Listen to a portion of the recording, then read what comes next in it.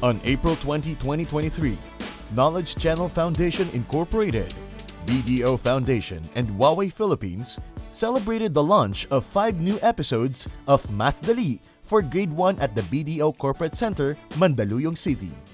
Using 21st century approaches to learning basic mathematics, these episodes cover topics such as coins and bills, subtraction, and addition, aiming to improve the numeracy skills of Filipino Grade 1 students.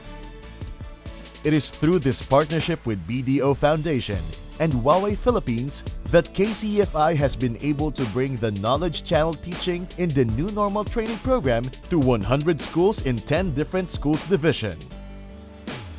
During the launch, key officials shared their messages of support, namely Vice President and Secretary of Education, Sara Duterte, via video message. Maraming salamat dahil ginagawa ninyong MathDali ang pag-aaral ng math ng mga bata. President and Executive Director of KCFI, Ms. Rina Lopez. President of BDO Foundation, Mr. Mario Deriquito. Deputy CEO of Huawei Philippines, Mr. William Hu.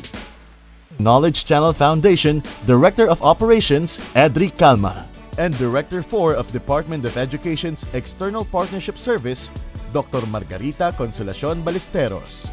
MathDali Grade 1, following the adventures of Mati and Kunkun, will be available online and on air May 2 every 7 to 7:20 a.m.